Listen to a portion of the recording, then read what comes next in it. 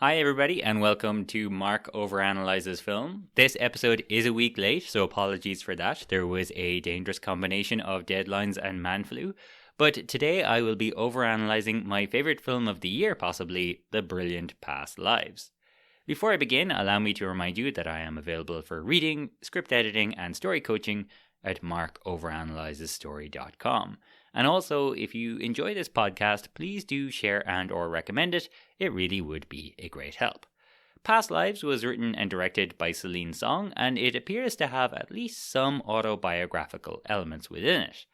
Now, I'm a sucker for a good character-driven romance, Asian or Asian-infused cinema, and stories that manage to include, mythical or ethereal underpinnings in day-to-day life. But that's not why Past Lives is one of the best films of the year, I don't think. Like so many great stories before it, Past Lives invests its arguments or ideas in two people and then shows the journey of the protagonist by charting how close or how far she is from these two people at any given moment. And it's that simplicity and the focus and the depth it brings that is something that I think is important and also interesting. Many people feel that story structure, might be okay for a by-the-book, not real cinema, Marvel film or something like that, but Past Lives is capital A art. But just like In the Mood for Love or The Seventh Seal or any other narrative film worth its salt that you care to mention, Past Lives is rigorously married to the tenets of story principles. In other words, Past Lives is a perfect example, I think, of what this podcast, I hope, is all about. That great stories are based on the relationship between the protagonist and the story shape that their decisions define.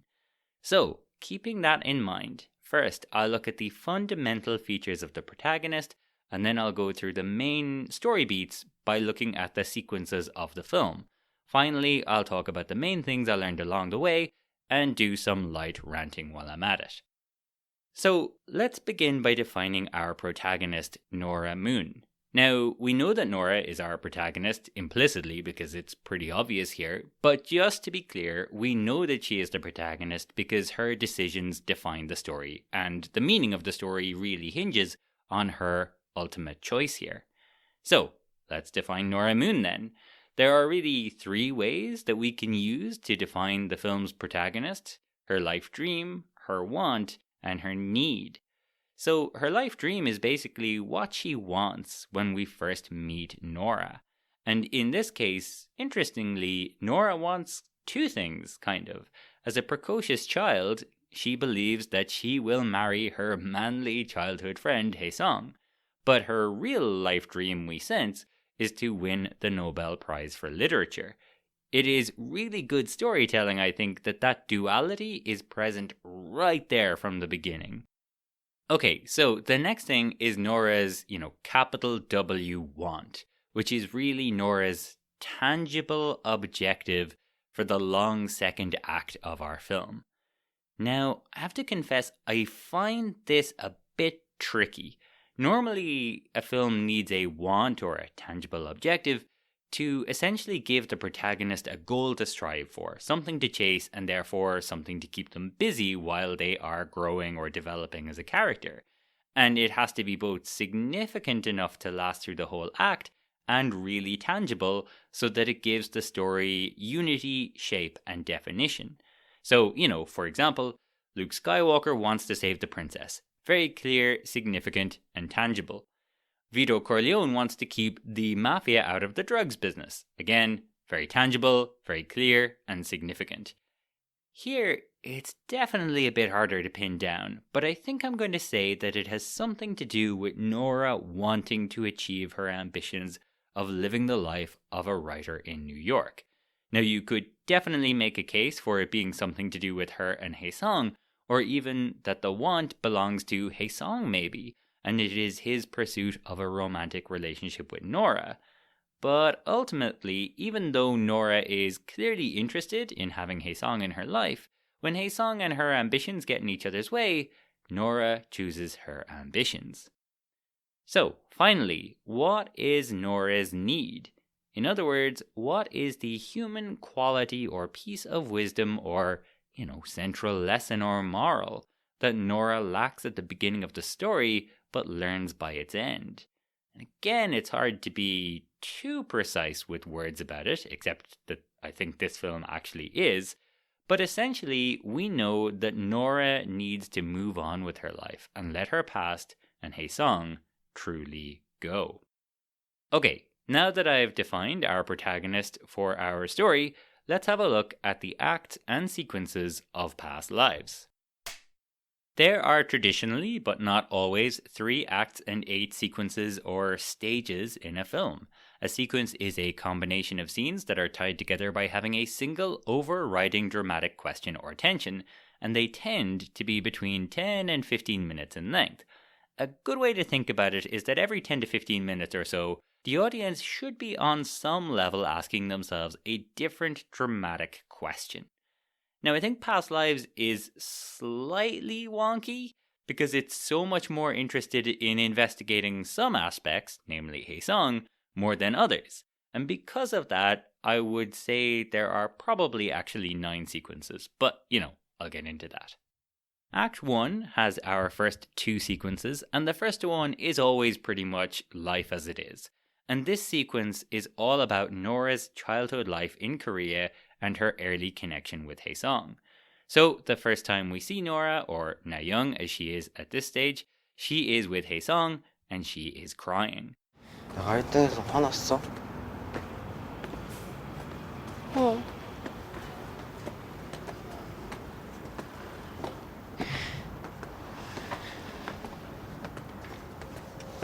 야, 난 맨날 너 때문에 2등하는데 난 안 울잖아.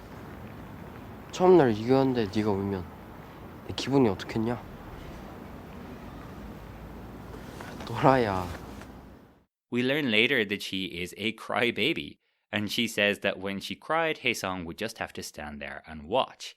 And if you watch this scene closely and compare it to the scene that will follow 6 minutes later, you can see that Hae-sung has actually walked out of his way to accompany her to her door.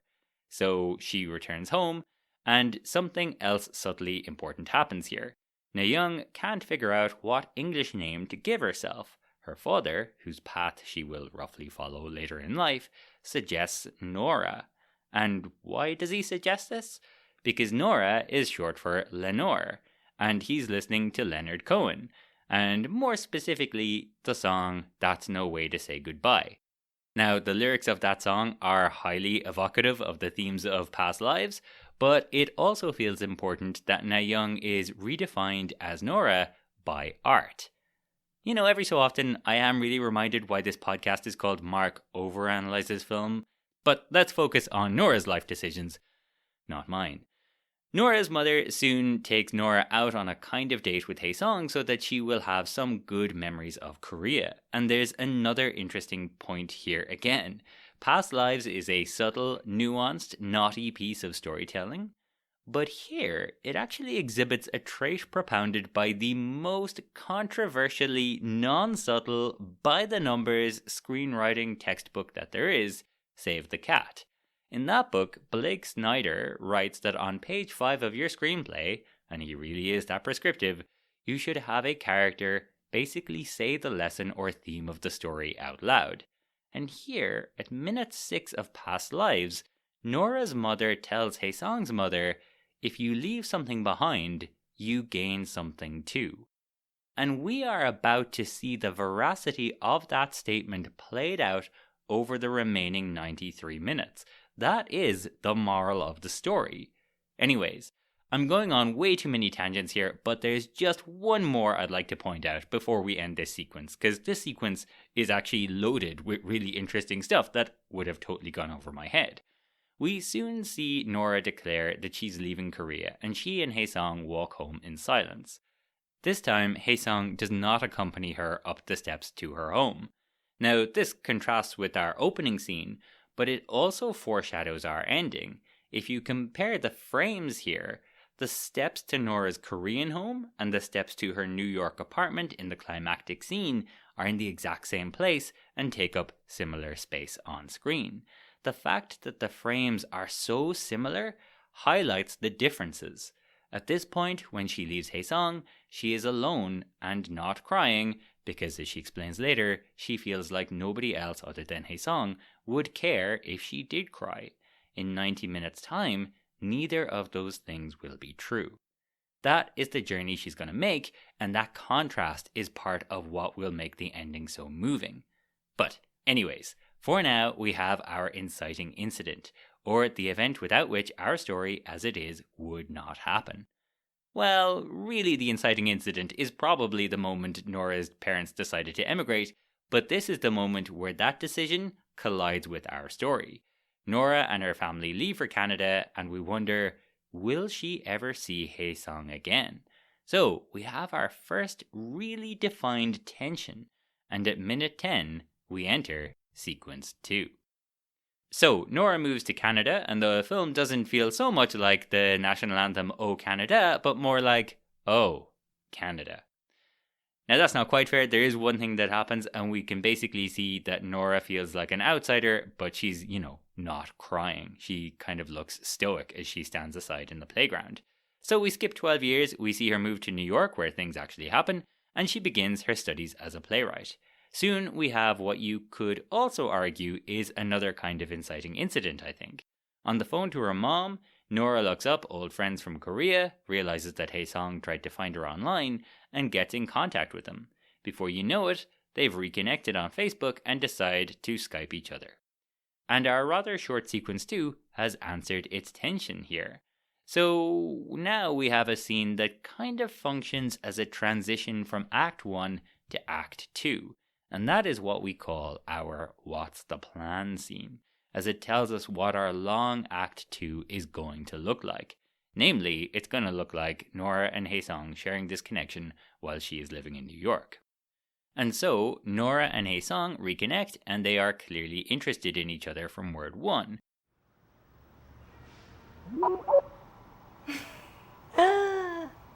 와, 와, 와, 어, 너다. 와, 알아보겠다. 너. 난 너가 날 기억하는지도 몰랐어. 근데 진짜 장난으로 널 찾아봤더니 But there are two key things especially here. One for our overall story and one for moving the plot along. So one, this is where Nora says, "When I first immigrated, I used to cry a lot, but then I realized that nobody cared." Two, more importantly for the short term, as our protagonist, it is at this point that Nora suggests that they talk again. This causes us to wonder in the short term whether these two can stay in each other's lives when they live so far apart, and in the long term, whether Nora can really make a life for herself in New York if she's in love with someone back in Seoul. These short-term and long-term questions are our sequence 3 and long second act tensions respectively, and so at that, we end Act 1 and we enter Act 2. Act 2 always begins with sequence 3, which is the first attempts to solve the problem. And so, without thinking about it too hard, in order to stay in each other's lives, Nora and Haesung continue to Skype more and more, while Nora tries living in New York but doesn't really fully invest in it. And this is a perfect example of a perennial feature of the third sequence, the rejection of the call. Nora has been called to her need. She is in New York to become a successful writer, but rather than being, fully present there, she rejects the call to leave something behind to gain something else, and instead Skypes Haesung constantly. But the rejection of the call can only last for so long, and we see the strain of this untenable situation take its toll. The pair begin to miss each other's calls, they have connectivity issues, and the realities of the limitations of this ultra-long distance quasi-relationship begins to come into focus. They won't be able to actually meet for at least a year, and so Nora, as our protagonist, finally accepts the call, or she makes her first unconscious move towards her need of moving on with her life. She calls Haesung, and tells him that she emigrated twice to follow her dreams, and now she finds herself living in New York but looking up prices of flights to Seoul. And so she says they must take a break from seeing each other. 난 우리 잠깐 연락을 끊었으면 좋겠어.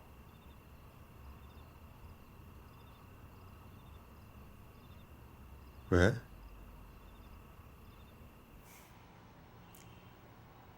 난 이민을 2번이나 해서 뉴욕에 와 있어. 난 여기서 뭔가를 해내고 싶어. 여기에 있는 인생에 충실하고 싶은데 내가 맨날 서울 가는 비행기를 찾아보고 앉아 있는 거야. Our short-term tension has thus been answered, and with Nora now heading off to a writer's retreat, we wonder some version of the question, can these two really get over each other? And so, at minute 34, we enter sequence 4, the greater attempts to solve the problem. Now, the writing is really good here, I think, because Nora, as self-confident as she plays, doesn't really give much away. So it's Hae-sung who we see really outwardly struggling with the heartache here. He's the one writing emails and deleting them, looking sadly on at a loved-up couple, and declaring to his friends that tonight they drink until they die. In keeping with what she has said, Nora is more reserved in her sorrow. More than that, though, having taken her first unconscious move towards her need, her general behavior has begun to change. So, whereas in sequence 3, Nora, pretty much had her face in her laptop screen all the time, now she arrives at the writer's retreat and wanders around, taking it all in. She is much more present in her actual surroundings. This is signified by her adding her name to her bedroom wall. Nora Moon is not back in Korea, she is here, engaged in pursuing her future. And then, Nora meets fellow writer Arthur. They hit it off, and as we approach our midpoint, Hae-sung makes eyes with a cute Chinese girl, and Nora tells Arthur about the philosophical underpinning of the film, the concept of inyon. If two strangers even walk by each other in the street, and their clothes accidentally brush, because it means there must have been something between them in their past lives.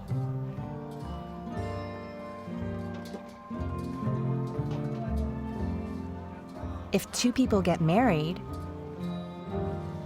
they say it's because there have been 8,000 layers of inyon over 8,000 lifetimes.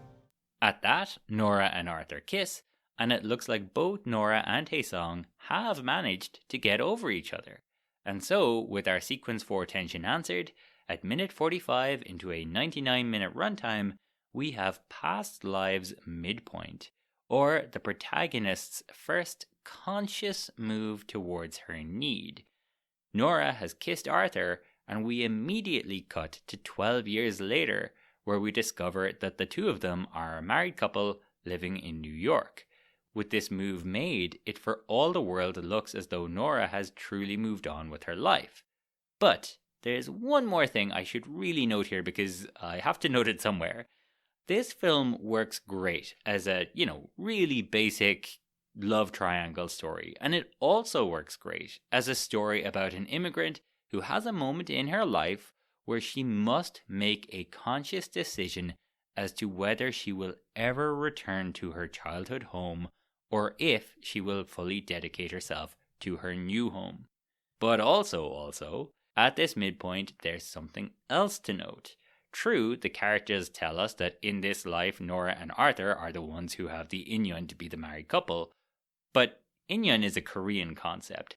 And who, watching this film, does not assume that if any two people are fated to be together, it is the two Koreans in our story? On the other hand, Nora says that she came to New York to accomplish something, and Arthur is a fellow writer. So Nora's choice isn't just Hae-sung or Arthur. For my money, it's Hae-sung and Korea and deep history and romance and tradition and fate, or Arthur and New York and career and self-determinism. These things are all wrapped up together. So, at her first conscious move towards her need, perhaps it's important to note that Nora doesn't just explain Inyon to Arthur, she immediately tells him that she doesn't believe in it. Nora will determine her own path. So, with our midpoint hit, we move into sequence 5, the honeymoon sequence. The honeymoon sequence is so called because, having acted in accordance with their need, the protagonist is generally rewarded and things start to go well for her for a while. And so it is here. And I'd like to note that something else happens right around here, at the midpoint and in its direct aftermath.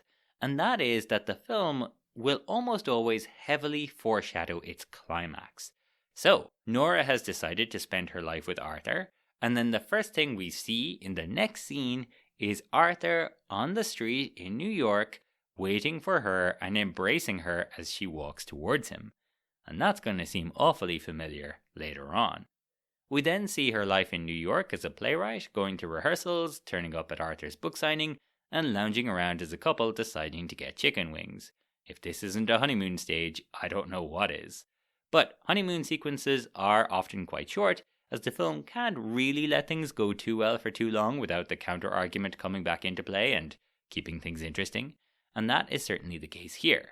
It's not long before we learn that Hae-sung is finally going to visit Nora. Visit New York. And things are about to get emotionally complicated again. And so, at minute 52, Hae-sung and Nora finally meet again. And we enter sequence 6 now, the first of 2 sequences in our next stage of our story, the bridge from the honeymoon to the low point. Now, I have to admit, I think there is a real case to be made that in a 99-minute runtime, Nora and Hae-sung finally meeting at minute 52 does feel a lot like a midpoint. It's really the moment that the story is building up to and then reacting to. And I'm sure that you could argue that in order to truly move on, Nora needs to meet Hae-sung, confront her feelings, and make a conscious decision herself to move on. But marrying Arthur and then living her life in New York just moments ago feels really too perfect a foreshadowing of her eventual need. And this date goes so well that it kind of feels like more of a spanner in the works than anything. So if you want to disagree with me on the midpoint, I totally understand, but I'm sticking to my current interpretation. When I get my hands on the screenplay though, I will be keen to check where these moments lie in the script. Anyways, the 2 childhood sweethearts reconnect, and they really do seem to reconnect. Presumably they haven't spoken much in the last 12 years, but they both seem to have more invested in this meeting than just old friends might. There's something else I can't help but notice here as well. You might note that when Nora and Hae-sung meet, the frame is quite big, and they are quite small within it. I'm far from an expert in cinematography, but I do know that this makes the characters feel less powerful to the audience. They take up less space, and they feel like they command the screen less. Like they are, more a part of the larger world. And in a film that talks about fate and providence, perhaps there's a suggestion here that these 2 can't control how drawn to each other they really are. That perhaps something larger might be playing a part. And you can sense this especially, I think, when the film cuts to its most iconic shot of these 2 sitting apart but so clearly drawn to each other in front of a carousel, which is again reminiscent of the idea of circularity, of things coming around again and again, the past returning, or perhaps even reincarnating souls encountering each other over and over and over. But of course, we have a tension throughout this whole first kind of date sequence, and that is, will Nora or Hae-sung address the elephant in the room? And so here, in front of the carousel, Nora asks Hae-sung why he looked her up 12 years ago, and the answer is suggestive of strong residual romantic feelings. And then, somewhat elliptically, they talk about how they were babies then, but not anymore. So, the elephant has been addressed. Hello, Mr. Elephant, I've never stopped loving you. And with this tacit admission, we wonder, will Nora decide to act on her obvious draw to this man? And so, at minute 63, we enter sequence 7. Nora returns home and admits to Arthur that Haesung has clearly come to New York to see her, and what follows is a conversation that I always find kind of hilarious. She goes on and on about Haesung until Arthur asks if he's attractive, to which Nora responds, "I think so. He's really masculine in this way I think is so Korean." Which is just really what you want to hear from your partner, especially when she is Korean. You know, he's got these broad shoulders that are just so Korean. And he's so soulful for a man who makes so much more money than you, which is so Korean. And to make matters worse, Arthur asks Nora directly if she is in fact attracted to him, and she's neither categorical nor convincing. And again, as we approach our low point here, this idea of Haesung and Nora being connected through her crying comes up again, and it clearly bothers Arthur. I think you missed the 12-year-old crybaby he knew a long time ago. You were a crybaby? Yeah. Most of the time, he'd have to just stand there and watch me.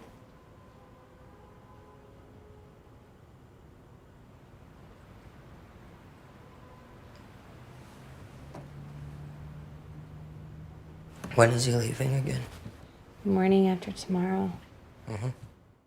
What follows then is, we sense, a very long night between this couple. After laughing it off fails, she says that this is where she ended up, so this is where she's meant to be. But she doesn't exactly sound delighted about that fact. Eventually, when she does get around to telling Arthur that she loves him, he says he struggles to believe it, and Nora is silent. Finally, Arthur reveals that Nora talks in her sleep, and when she does so in Korean. And he worries that this means that there is a part of her that he can never get to. Now, there's a subtle visual moment to note here to see out our second act. We cut from the troubled couple in bed together to the carousel where Nora and Haesung discussed finding each other again. And as we see the carousel, the lights go out. Low points are almost always defined by the idea that the protagonist no longer believes the counter-argument, but the argument seems impossible. This is what gives this moment in stories that sense of all is lost. And so, here at the low point of past lives, Nora has laid out how she cannot run away with Haesung because this is where her life is, and this is symbolized by the lights going out on the carousel at night, but also, can she ever truly move on? She still dreams in Korean all these years later. Her partner of 12 years feels like he will never truly know her, and frankly, there seems to be a question mark over how committed to her partner she really is. She no longer believes that she can be with Haesung, but can she really be happy with her life in New York? Things look bad, and so at minute 75, with 24 minutes left, we end Act 2 and we enter Act 3. Act 3 has a false resolution and a true resolution, and so we join Nora and Haesung as they go on another kind of date, this time to the most immigrant tourist spot imaginable, the Statue of Liberty. And to heap a sense of doubt on her marriage, we learn that she and Arthur got married early because of a green card situation. We're soon back in the bar where we started out, and Nora, for all the world, appears to have eyes for only one of these two men. But the reality of the situation increasingly intrudes on their increasingly limited time together. They discuss the fact that she's married to Arthur and hypothesize that, in the end, perhaps they don't have the inyon to be together in this life. And Nora states meaningfully that the 12-year-old girl that had their connection is real, like some kind of past life that still exists somewhere in the cosmos, but she is not here now in this moment in this reality. And so, at that, with 8 minutes left, we leave the bar and we enter our true resolution. And what a final 8 minutes we have. So few words, almost none that are explicit, but so fraught with meaning. They return to the apartment, Nora walks Haesung to get his Uber, and they walk to the spot in silence, just like how Haesung walked her home in silence in sequence 1. And this connection is made explicit when Haesung calls to Nora. We see their original saying goodbye, but this time it's said at night like it is now in the present. Just for a second, it feels like time has compounded. The past is the present, and the present is the past. And this is our climactic moment. Hae-sung gives Nora a leading question. What if this is a past life, and they are already something to each other in a future life? What would that be? It's a question pregnant with meaning. And Nora, embracing her need now, flat bats it. Rather than saying what Hae-sung surely wants to hear, that they're, definitely a couple of some kind. She says that she doesn't know, and Hae-sung can only respond that he doesn't either. Their feelings will not be acted on or even openly expressed in this way. At that, Hae-sung leaves, and Nora walks silently home. The frame, again you might notice, is quite wide, and she is small within it. She feels absolutely beaten and emptied by the emotional toll of what has just happened, and it's all she can do to keep it together. But then she gets to the steps of her apartment, in the same place in the frame as the steps she walked up to leave Hae-sung in minute 9. Only this time, someone else is waiting for her, and this crybaby who stopped crying because nobody but Hae-sung ever cared breaks down completely in the arms of another man who truly loves her. She has found a new home. And so we know, because past lives tells us, that when you leave something behind, you gain something too.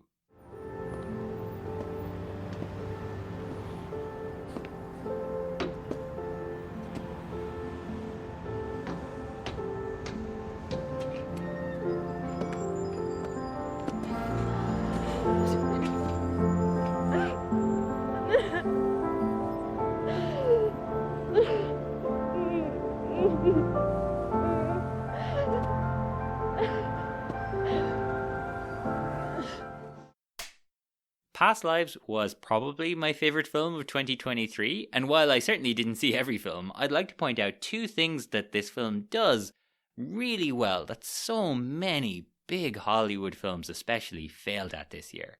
And that is, the story is fully invested in the decisions of the protagonist, and the ending is dramatic, difficult, and fully expressive of the thematic argument of the film. So, on that first note, I think it might be worth noting here that Celine Song comes from a theatre background. Now, I've read a lot of bad plays in my time, but there are just way less places to hide in theatre if a story isn't working right. So, I wonder if it's a coincidence that Past Lives does such a better job than so many other films in 2023 in investing its story fully in its protagonist. What I mean by that is that Nora and her decisions totally define the story. She is an exemplary active protagonist. She decides to get in touch with Hae-sung. She decides that they need to stop talking to each other. She seduces and marries Arthur. She is so clearly drawn to Hae-sung and allows herself to flirt with him. Then she eventually chooses to say goodbye to him forever at the end, despite the fact that it really hurts to do so. This is her story, and it would be so clearly different if any of her choices were different at any point. Furthermore, the nature of her decisions change across the story. She leans towards and away from Hae-sung depending on where she is in her own character arc, and we can see her arc with total clarity because of those decisions. By contrast, I find so many Hollywood films now have a very superficial understanding of story structure. They know that you need these key moments in a story, and that things need to feel a certain way at certain times, but they often fail to use the decisions of the protagonist to shape the story, at least thematically. So just a heads up, there's going to be some spoilers coming up for Oppenheimer, Barbie, and Indiana Jones and the Dial of Destiny. Also, I am drawing from memory here, so if I've missed something, I do apologize. So first, Oppenheimer. From my recollection, the midpoint of Oppenheimer is that he learns that Jean Tatlock has committed suicide, and his wife tells him that he can't do things that hurt people, and then ask anyone to feel sorry for him. Now, That works as a foreshadowing of our ending, where he tells Einstein that he realizes now that humanity will use what he has done to destroy itself. But he's basically passive in both of these moments, and in terms of the story, he's working on the bomb, finds out Jean has killed herself, and then continues working on the bomb. The honeymoon stage then ends when the bomb is taken off him, so again, he's passive. It's just a bunch of stuff happening around him and to him. There is a superficial sense of the tonal shape being right, but it is not invested in the decisions of the protagonist. In fact, the decisions of the protagonist almost don't matter. Now, I should say, immediately after he learns of Jean's suicide, he does placate Teller by agreeing to meet him once a week to discuss the hydrogen bomb. Now, that is a decision, but does it actually change anything? Does it relate to what just happened? I just don't really see it. As for Barbie, Barbie really annoys me because there's a lot to like and I really want it to be really good, but it is really bloody frustrating. Barbie starts out saying she'd rather fit into high heels than know the truth about the universe.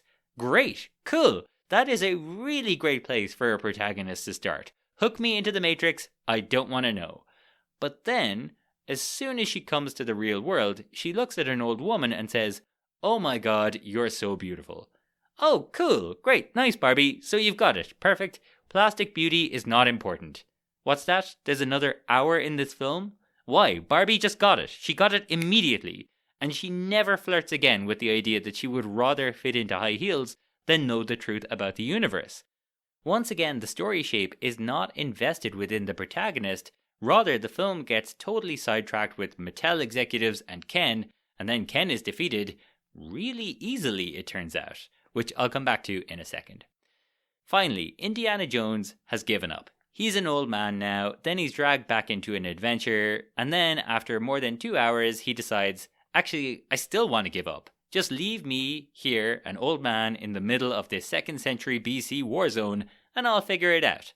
Now that's not great, but the real issue is that from this position and this decision, Helena knocks him unconscious, and he wakes up in his apartment, I guess about 72 hours later, and the film now tells us that he has no longer given up.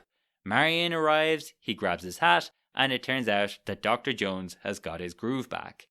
But it is totally external and artificial. Indiana Jones never made a decision. So when the film tells us that he's back now, you might not be able to put your finger on it, but deep down, you know that it's wrong. You know it's a lie. You know that something isn't right. You can sense that Indiana Jones has not changed internally because he did not make an active, difficult decision that embodied that change. Really, at the very least, he should have, been tempted to stay in the past, but then realized that he still had a life to return to and people who needed him in the present. It doesn't sound great, but at least it is a decision that he would make. And that is the other reason why Past Lives is so good. The ending is a clear, dramatic expression of a decision, and what gives it its power is how difficult that decision is and how compelling the other option is. How many people want Nora in this moment to say, screw it, I'm going to follow my heart and find a way to give it a go with Hey Song? By contrast, the Kens pretty much defeat themselves, and then Barbie just wishes to become a woman, and it happens. And why wouldn't she? There is no reason at all still remaining to be a doll and have perfect high heel feet. And she really already came to that conclusion an hour ago the first time she saw old on a person and said, wow, how amazing is that? Why does Indiana Jones want to stay in the past? It comes out of left field and it doesn't make any sense. And he's, in a war zone, and he still doesn't actually make a decision. As for Oppenheimer, I honestly couldn't tell you what his decision is. That he still shakes the hand of Teller at the end? That he tells Einstein that humanity will destroy itself with the bomb? None of those decisions feel like they really matter that much. The last big decision made that really impacts the story is that Strauss does not get the nomination, and we're told that that was JFK's decision. I feel slightly guilty that I'm spending time that I could be using to wax lyrical about a film as good as Past Lives to complain about films that aren't as good. And a lot of people might also say that, these are different kinds of films, or they might ask, what do you expect? But the story structure principles of Past Lives are not just for art house character driven pieces, any more than they are just for, Marvel films or something like that. Celine Song knows this is the stuff that makes story work. I like cool nuclear explosions on screen. I like tuk-tuk races. I like Kenergy. But Roger Ebert once described film as an empathy machine, and I have more empathy for Nora Moon than any other character in any other film this year. It's that investment in the protagonist and the difficult journey that she makes that makes Past Lives just so special. This has been Mark Overanalyzes Film on Past Lives, with a brief drive-by on Oppenheimer, Barbie, and Indiana Jones. If you enjoyed this episode or like the podcast in general, please do recommend it to anyone you know who might like it too. A special thanks to Mary Kate O'Flanagan, who taught me everything I know about film, including these methods. Thanks for listening, take care of yourselves, and see you soon.